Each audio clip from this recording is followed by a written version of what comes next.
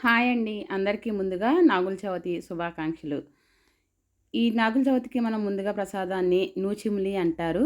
దీన్ని నువ్వుల చలిమిడి అని కూడా అంటారు. ముందుగా ఒక అర కేజీ వరకు నువ్వులు తీసుకుని బాగా 2, 3 సార్లు వాష్ చేసుకుని, గాలించుకుని వాటిని ఒక స్ట్రైనర్‌లో వేసుకోవాలి. నీరంతా ఆరిపోయిన తర్వాత ఒక క్లాత్ పైన ఎండలో బాగా ఆరే వరకు ఆరబెట్టుకోవాలి.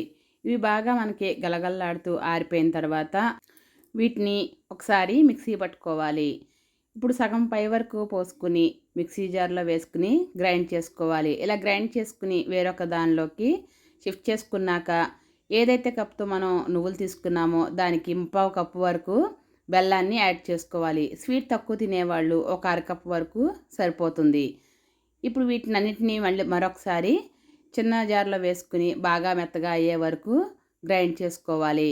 ఇలా మొత్తం అన్నింటినీ కూడా గ్రైండ్ చేసుకుని బాగా అంతా కూడా ప్రెస్ చేస్తూ దాంట్లోంచి ఆయిల్ బయటకు వచ్చే వరకు కూడా మొత్తం అంతా కలిసే విధంగా కలుపుకుని ఇలా రౌండ్ బాల్ లాగా తయారు చేసుకోవాలి.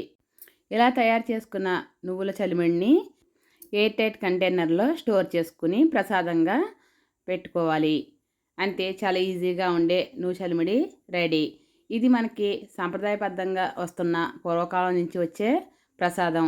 ఇప్పుడు మనం రెండో ప్రసాదంగా పచ్చి చలిమిడి ఎలా తయారు చేసుకోవాలో చూద్దాం. ముందుగా ఒక గ్లాస్ వరకు బియ్యాన్ని వేసుకుని బాగా 2, 3 సార్లు శుభ్రంగా కడిగిన తర్వాత ఒక 2, 3 గంటల పైన నానబెట్టుకుని ఉంచుకోవాలి.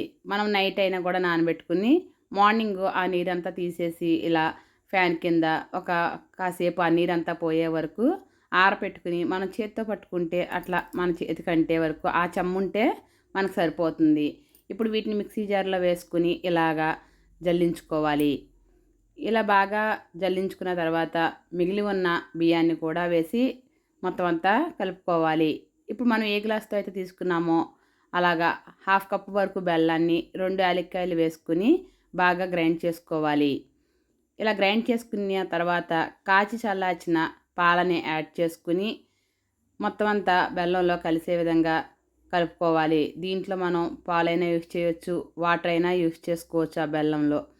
ఇప్పుడు మొత్తం అంతా మనం ఇందాక గ్రైండ్ చేసి పెట్టుకున్న పిండిని వేసి చక్కగా అంతా కలిసే విధంగా కలుపుకోవాలి. ఇలా మొత్తం అంతా బాగా ప్రెస్ చేస్తూ కలుపుకోవాలి. అంతే, ఇది కూడా చాలా ఈజీగా రెడీ చేసుకోవచ్చు.